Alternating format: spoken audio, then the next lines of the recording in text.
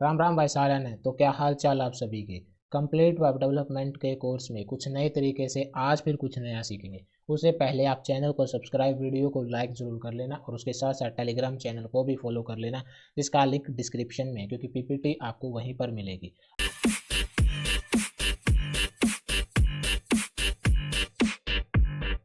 आज हम अपने बूटस्ट्रैप ग्रिड सिस्टम के पार्ट को कंटिन्यू रखेंगे। उससे पहले प्रीवियस सेशन का रिकैप करते हैं।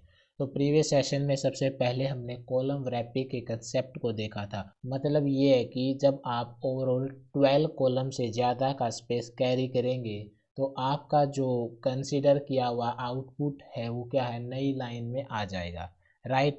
उसके बाद हमने बूटस्ट्रैप में रिस्पॉन्सिव ब्रेक पॉइंट को देखा कि बूटस्ट्रैप में ओवरऑल सभी डिवाइस को 5 कैटेगरी में डिवाइड किया हुआ है, जैसे extra small, small, medium, large और एक्स्ट्रा लार्ज। और फिर हमने उसके क्लास नेम प्रीफिक्स को भी देखा था। जैसे एक्स्ट्रा लार्ज के लिए कोल आइफन होता है, फिर स्मॉल के लिए कोल आइफन एस एम आइफन होता है, मीडियम के लिए कोल आइफन एम डी आइफन होता है, लार्ज के लिए कोल आइफन एल जी आइफन होता है और एक्स्ट्रा लार्ज के लिए कोल आइफन एक्सएल आइफन होता है, राइट। तो आज के सेशन में हम क्या करेंगे, बूटस्ट्रैप ग्रिड सिस्टम को एक एग्जांपल की मदद से और अच्छे तरीके से एक्सप्लोर करेंगे ताकि आपके दिमाग में सही तरीके से बैठ जाए। तो उसको हम बूटस्ट्रैप कलर पैलेट के एग्जांपल को लेके सही तरीके से देखेंगे। उसके बाद हम बूटस्ट्रैप बॉक्स प्रॉपर्टीज़ में मार्जिन वेरिएंट को देखेंगे और फिर बूटस्ट्रैप यूटिलिटी में मार्जिन और बैकग्राउंड कलर को देखेंगे। इसका मतलब ये है कि आप बूटस्ट्रैप की मदद से किस प्रकार मार्जिन और बैकग्राउंड कलर को यूज़ कर सकते हैं। तो आज हम बूटस्ट्रैप कलर पैलेट को बिल्ड करेंगे जो आपको स्क्रीन के सामने दिख रहा है। तो हम क्या करेंगे, रिस्पॉन्सिव वेबसाइट बिल्ड कर रहे हैं, तो क्या इसका लुक एक्स्ट्रा स्मॉल और स्मॉल डिवाइस में कुछ इस तरीके से होना चाहिए, ठीक है। और मीडियम डिवाइस के लिए इसका लुक कुछ इस तरीके से बिल्ड करेंगे और फिर लार्ज डिवाइस के लिए कुछ इस तरीके से और फिर एक्स्ट्रा लार्ज के लिए कुछ इस तरीके से। क्योंकि जो हम वेबसाइट बनाएंगे या आने वाले समय में और नई चीज़ों को एक्सप्लोर करेंगे तो वो अच्छे तरीके से दिखनी चाहिए, ऑडियंस का रिटेंशन वहाँ पे रहना चाहिए, राइट। तो सबसे पहले हम क्या करेंगे, अपने बूटस्ट्रैप कलर पैलेट में हेडिंग को ऐड करेंगे, ठीक है। तो उसका टिपिकल सिंटैक्स कुछ इस तरीके से है। सबसे पहले हम h1 टैग को क्रिएट करेंगे, टेक्स्ट लिखेंगे बूटस्ट्रैप कलर पैलेट और फिर CSS के साथ लिंक करेंगे जिसमें हम क्लास नेम लिखेंगे colour hyphen palette hyphen heading और property font size text align और फॉन्ट वेट लिखेंगे। और मैं आशा करता हूँ कि आपने अभी तक इतनी प्रैक्टिस कर ली होगी, मैंने भी करवाई है और साथ साथ मैंने टेलीग्राम पे भी भेजी है, आपको इन चीज़ों में एक्सपर्टी हासिल हो गई होगी, राइट। तो अभी हम क्या करेंगे, सबसे पहले हेडिंग को एड ऑन कर लेते हैं। तो यहाँ पे हम क्या लिखेंगे, सबसे पहले h1 लिखेंगे, राइट। और फिर यहाँ पे हम अपना टेक्स्ट लिख देते हैं सबसे पहले,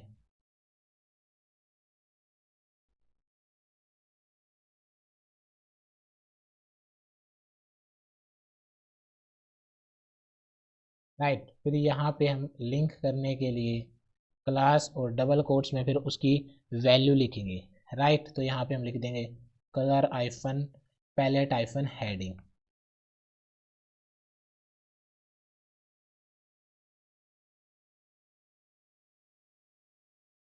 और फिर CSS में प्रॉपर्टीज हम अप्लाई करेंगे, राइट। तो यहाँ पे सबसे पहले हम फ़ॉन्ट साइज प्रॉपर्टी को अप्लाई करेंगे ताकि वो सही तरीके से थोड़ा बड़ा दिखाई दे, ठीक है। हम 24 पिक्सल को अप्लाई कर देंगे और उसके बाद हम टेक्स्ट अलाइन प्रॉपर्टी को अप्लाई करेंगे कि ओवरऑल ये सेंटर में अपना टेक्स्ट दिखाई दे,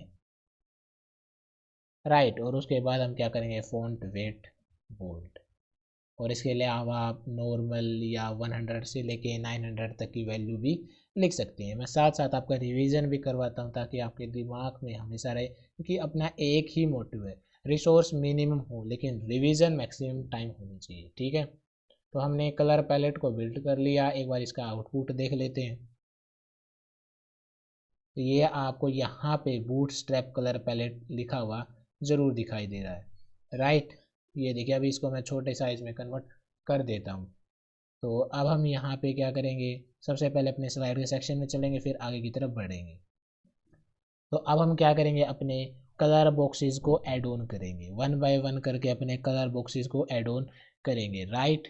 तो सबसे पहले, उससे पहले मैं आपको बता दूं कि जब भी आप रिस्पॉन्सिव वेबसाइट को बिल्ड करते हैं तो आपको हमेशा मोबाइल अप्रोच को सबसे पहले फॉलो करना है और उसके बाद आप अकॉर्डिंग टू डिवाइस विड्थ है उस पर बढ़ेंगे। ठीक है, तो सबसे पहले हम किसको फॉलो करेंगे, मोबाइल अप्रोच को, और धीरे धीरे फिर हम टैबलेट लैपटॉप इसके ऊपर आएंगे। ठीक है, तो सबसे पहले बूटस्ट्रैप ग्रिड सिस्टम को यूज़ करने के लिए हमको क्या करना होगा, कंटेनर रो और कॉलम को क्रिएट करना होगा। ठीक है, तो आइए इसको एक बार लिख लेते हैं। तो यहाँ पे हम सबसे पहले लिखेंगे div class is equal to double quotes में कंटेनर, राइट, और इसको कर देंगे क्लोज। और यहाँ पे फिर इसी के अंदर क्या करना है, ये आपको रैपिंग का कंसेप्ट मैंने बताया हुआ है।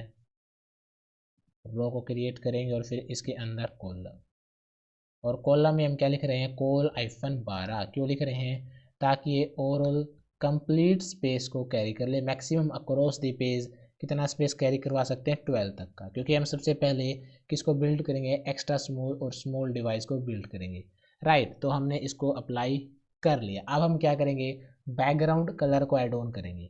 तो उसके लिए बूटस्ट्रैप में क्लास नेम्स होते हैं जो मैंने आपको प्रीवियस सेशन में भी बताया हुआ है, जैसे BG-, primary, secondary, success info, warning, danger, light, white, इस तरीके से। और आई होप, मैं आशा करता हूँ कि अभी तक आपने इनको लर्न भी कर लिया हुआ है। ठीक है, तो इसका सिंटेक्स देख लेते हैं किस तरीके से हम लिखेंगे।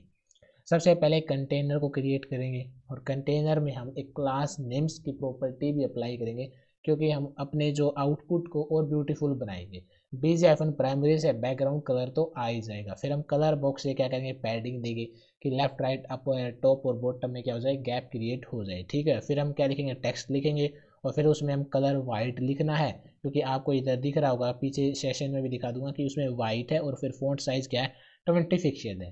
ठीक है, तो ये हमको अप्लाई करना होगा। आइए एक बार इसको भी लिख लेते हैं यहाँ पे। तो यहाँ पे हमने कोल-12 प्रॉपर्टी को अप्लाई कर लिया है।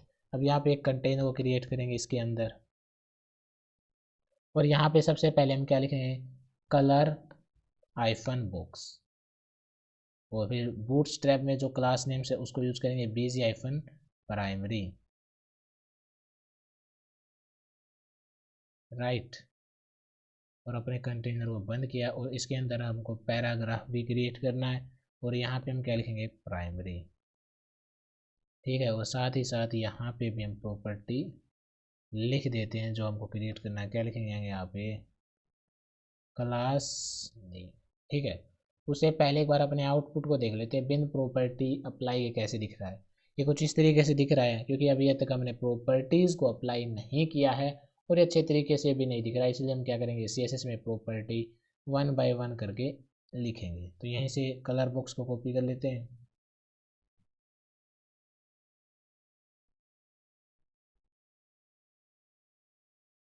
सबसे पहले हमको यहाँ पे क्या लिखना है, पैडिंग, राइट, और पैडिंग हम 24 पिक्सल अप्लाई कर देते हैं। और इसके अलावा यहीं से इसको भी कॉपी कर लें, कहीं स्पेलिंग मिस्टेक ना हो जाए इसलिए।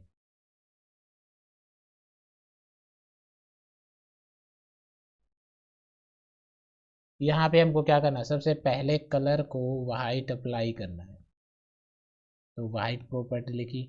और उसके अलावा उसका फ़ॉन्ट साइज है उसको भी थोड़ा मेंटेन रखना है, ताकि वो सही तरीके से दिखाई दे। उसको हम 20 पिक्सल अप्लाई करके देख लेंगे। आप अपने अकॉर्डिंग, अपने व्यू पोर्ट के अकॉर्डिंग चेंज कर सकते हैं। तो अब ये सही तरीके से दिखाई दे रहा है। अगर आप चाहे तो पैडिंग को और कम कर लें, हम थोड़ा और कम कर लेंगे। ठीक है, बाकी सही है वैसे तो। यहाँ पे इसकी जगह पे 21 अप्लाई कर देंगे। अब सही है, राइट। तो हमने इन सभी प्रॉपर्टीज़ को अप्लाई कर लिया, अपना आउटपुट भी कुछ इस तरीके से आया। ठीक है, अब हम क्या करेंगे, अपने रिमेनिंग जो कलर बॉक्सेज है उनको हम क्या करेंगे, ऐड ऑन करेंगे स्टेप बाय स्टेप। लेकिन जो ओवरऑल प्रॉपर्टीज़ हैं जो हम CSS में अप्लाई करें वो तो सेम ही रहने वाली है। सिर्फ बदलना क्या है, टेक्स्ट बदलना है और उसका बैकग्राउंड कलर बदलना है। इसलिए हम क्या करेंगे, उसी में जाके उसी को कॉपी करके बार बार पेस्ट कर लेंगे। तो आइए ये भी कर लेते एक बार, इसको क्लोज कर लेता हूँ यहाँ से।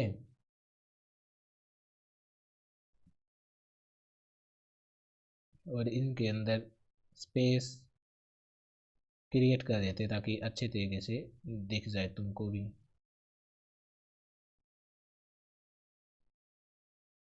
राइट।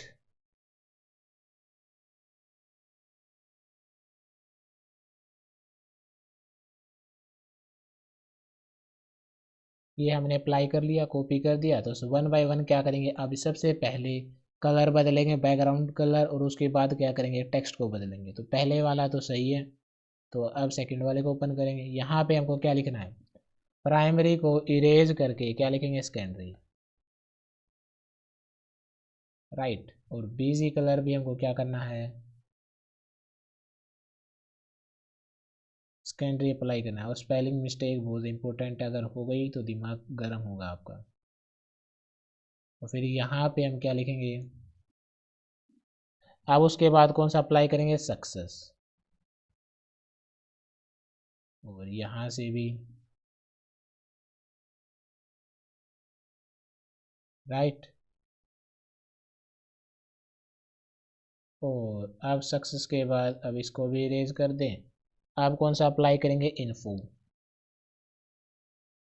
साथ के साथ बैकग्राउंड कलर भी चेंज करना है। राइट।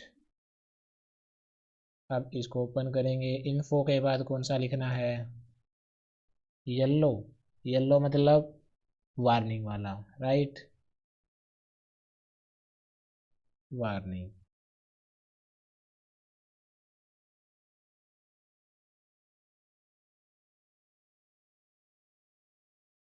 और यहाँ पे क्या लिखना है, रेड मतलब डेंजर।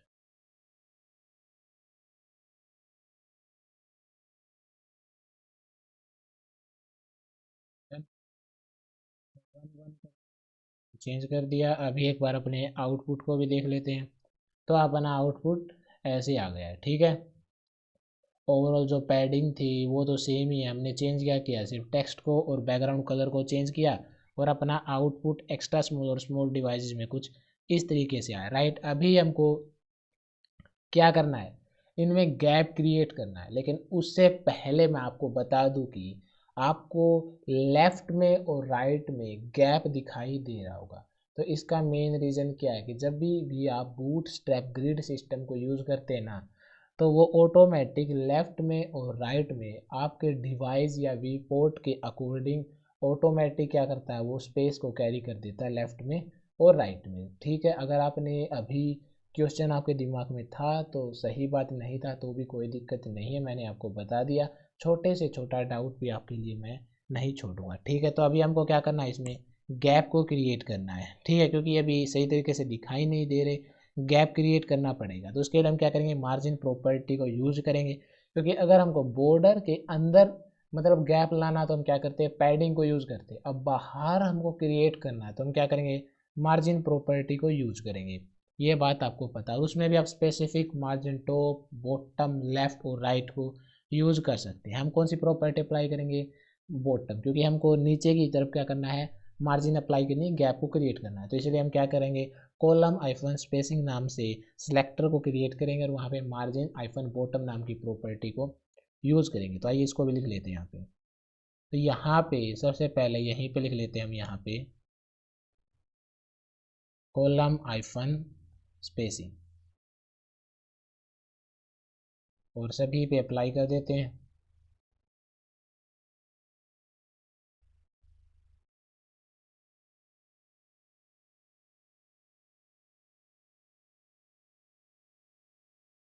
डन।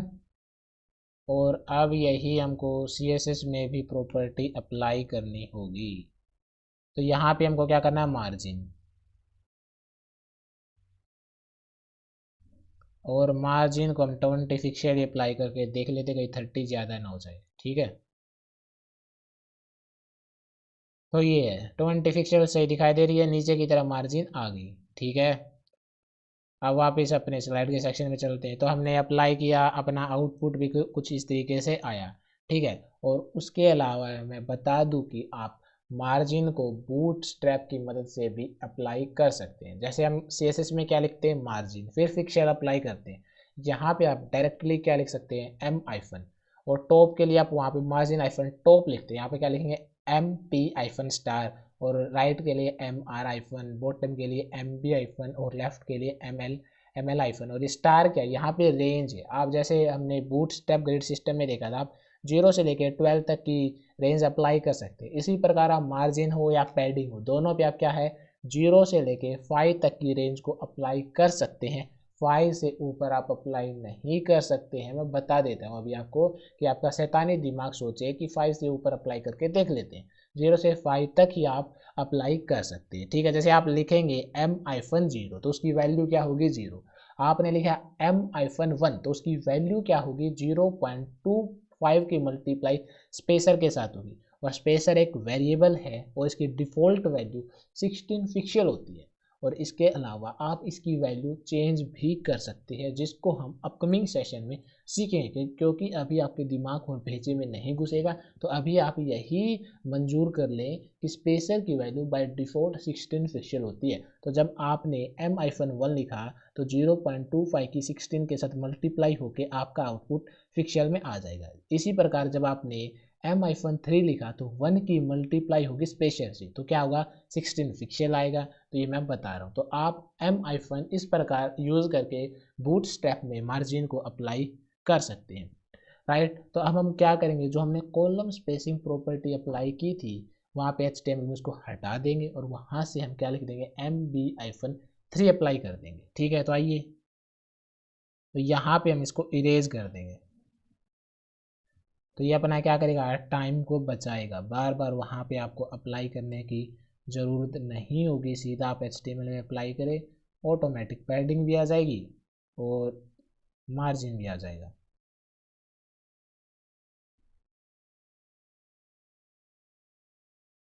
सही।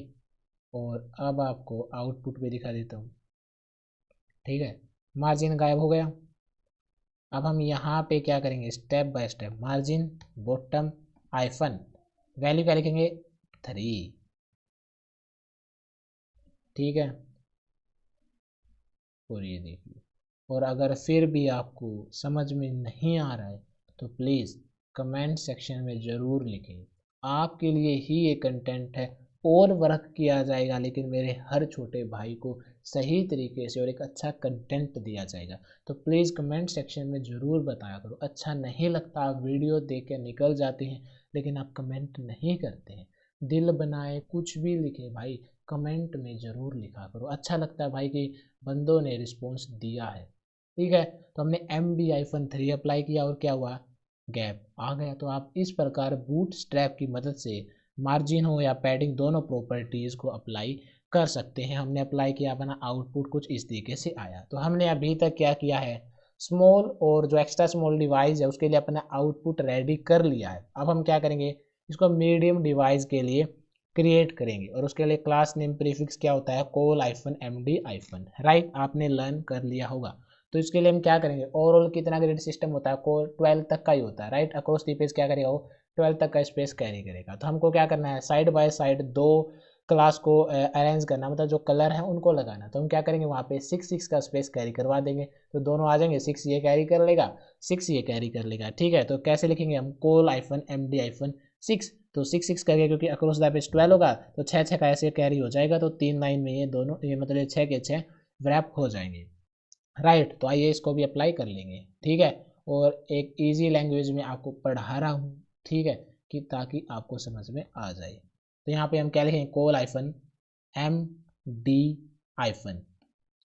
कितना स्पेस देना है 6 का, ठीक है। और बाय डिफ़ॉल्ट क्या है, जब आपने MD अप्लाई कर दिया तो ये क्या होगा, लार्ज एक्स्ट्रा लार्ज इन पे क्या हो जाएगा, ऑटोमेटिक अप्लाई हो जाएगा। ये प्रीवियस सेशन में मैंने आपको बताया है, राइट। तो जब भी आप मीडियम डिवाइस में इसको ओपन करेंगे तो आपका आउटपुट कुछ अलग तरीके से दिखाई देगा, और स्मॉल और एक्स्ट्रा स्मॉल में कुछ अलग तरीके से दिखाई देगा। जैसे ये है, ये क्या हुआ, ये आपका मान के चलिए एक्स्ट्रा स्मॉल या स्मॉल की कैटेगरी में जैसे। और जब आप इसको धीरे धीरे धीरे धीरे स्क्रॉल करेंगे और ये जब मीडियम की कैटेगरी में जाएगा तो ये अपना क्या है, आउटपुट चेंज कर लेगा, ठीक है। तो मीडियम है, अब ये कुछ इस तरीके से दिखाई दे रहा है। यहाँ पे स्मॉल और एक्स्ट्रा स्मॉल है, स्मॉल ही एक्स्ट्रा स्मॉल तो नहीं है। और जैसे आपने यहाँ पे चेंज किया तो ये मीडियम में कुछ इस तरीके से आ गया है, ठीक है। राइट। तो अपना आउटपुट भी फिर कुछ इस तरीके से आया, राइट। और एक और बहुत इंपॉर्टेंट बात आपको बता देता हूँ, जब भी आप बूटस्ट्रैप ग्रिड सिस्टम की मदद से रिस्पॉन्सिव वेबसाइट को बिल्ड कर रहे हैं, तो आप मार्जिन आइफन लेफ्ट और मार्जिन आइफन राइट प्रॉपर्टी को कभी भूल के भी मत देना। दिमाग में घुसा लेना कि मार्जिन लेफ्ट और मार्जिन राइट प्रॉपर्टी में यूज ही नहीं करूँगा। क्यों? इसका मेन रीज़न ये है कि जैसे मान के चलिए आपने margin iPhone left property apply कर दी और बाय डिफ़ॉल्ट गलती से उसने अगर एक कॉलम का स्पेस कैरी कर लिया तो अक्रॉस द पेज 12 होता है। आपने क्या लिखा? प्राइमरी वाले को 6 का स्पेस होना चाहिए, सेकेंडरी वाले को 6 का होना चाहिए, और एक स्पेस किसने कैरी कर लिया? मार्जिन आइफन लेफ्ट की प्रॉपर्टी ने। ओवरऑल कितना हो गया? 13 हो गया। और अक्रॉस दी पेज तो क्या होता है? 12 ही होता है। तो सबसे पहले क्या होगा? एक कॉलम का स्पेस कैरी किया मार्जिन आइफन लेफ्ट की प्रॉपर्टी ने, 6 का कैरी किया प्राइमरी वाले ने, तो ओवरऑल हो गया 7। और फिर अगला 6 कैरी करना था सेकेंडरी को, तो बाय डिफ़ॉल्ट वो क्या होगा? नई लाइन में आ जाएगा। वहाँ पे तो सिर्फ 5 बचा, करना उसको 6 का था, और अक्रॉस द पेज तो 12 हो सकता है। तो भाई इसलिए आपका आउटपुट क्या हो जाएगा? आउटपुट का सिस्टम बिगड़ जाएगा, फिर आपका दिमाग बिगड़ेगा। तो इसलिए मार्जिन आइफन लेफ्ट और मार्जिन आइफन राइट प्रॉपर्टी को यूज करना भी मत भूल गए, ठीक है। अब हम क्या करेंगे? लार्ज डिवाइस के लिए बिल्ड करेंगे, उसके लिए हम col hyphen L G hyphen property को यूज़ करेंगे। और हम क्या लिखेंगे? Col hyphen L G hyphen, हमको क्या करना है? 3 एक लाइन में और 3 एक लाइन में अप्लाई करने, तो हम क्या लिखेंगे? Col hyphen L G hyphen 4 apply करेंगे, ठीक है। तो आइए देख इस बात की।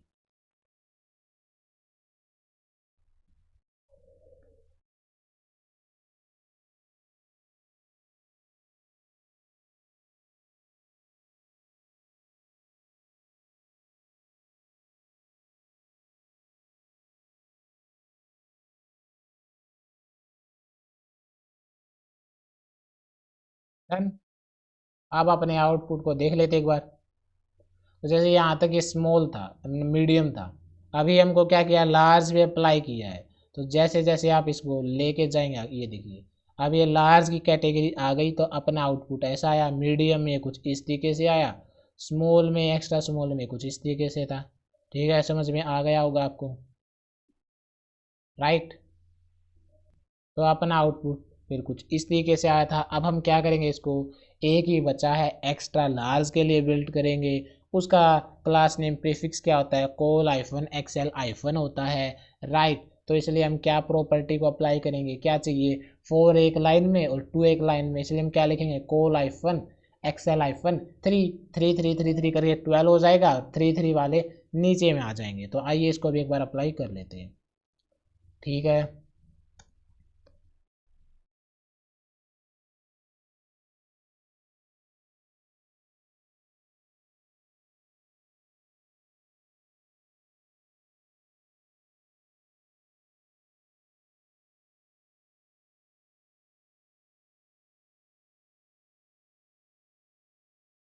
हो गया। तो अब अपने आउटपुट को भी देख लेते हैं। लेकिन जब बाय डिफ़ॉल्ट यहाँ पे मैं स्क्रॉल कर रहा हूँ, जैसे आपको स्क्रीन में दिख रहा है, तो ये लार्ज तक ही दिखाएगा, क्योंकि जो इस लैपटॉप की विड्थ है अकॉर्डिंग टू बूटस्ट्रैप वो लार्ज की कैटेगरी में ही है, एक्स्ट्रा लार्ज की कैटेगरी में ये नहीं है। तो इसलिए हम क्या करेंगे? यहाँ पे इंस्पेक्ट पे जाएंगे, राइट। और इंस्पेक्ट पे जाने के बाद यहाँ पे आपको क्या करना होगा? यहाँ पे डायमेंशन आपको दिखाई दे रही है, तो यहाँ पे सिर्फ आपको क्लिक करके, जैसे आपको यहाँ पे दिख रहा है आईफोन, ये कैटेगरी उनकी विड्थ है, वहाँ पे आपका जो ये आउटपुट है वो चेंज हो जाएगा। जैसे हमने यहाँ पे ये लिखा, तो ये कौन सी कैटेगरी में आता है? NEST। अब ये आता है लार्ज की कैटेगरी में, ठीक है। और जिसको फिर हम इसको जैसे मान के चलिए, अब इसको हम नेक्स्ट हम मैक्स में करते हैं, तो ये कौन सी कैटेगरी में है? ये आपका, ये देखिए ज़्यादा जूम हो गया एक बार, हाँ अब सही दिख रहा होगा। ये कौन सी कैटेगरी में है? ये है लार्ज, एक्स्ट्रा लार्ज की कैटेगरी में। तो यहाँ पे आपको सही तरीके से दिखाई दे रहा है। जब हम एक्सेल को अप्लाई करेंगे तो क्या हुआ? 3333 उसमें आए, primary secondary success info, warning और डेंजर क्या हुआ? नई लाइन में आ गया, ठीक है। तो आप इंस्पेक्ट प्रॉपर्टी से भी देख सकते हैं, ठीक है। तो अपना आउटपुट भी फिर कुछ इस तरीके से आया। तो आज के लिए इतना ही है। कल के सेशन में हम बूटस्ट्रैप नैवबार को देखेंगे। तो अपना फीडबैक देना ना भूले और पढ़ते रहे आगे बढ़ते रहे। Thank you. जय बाबा की।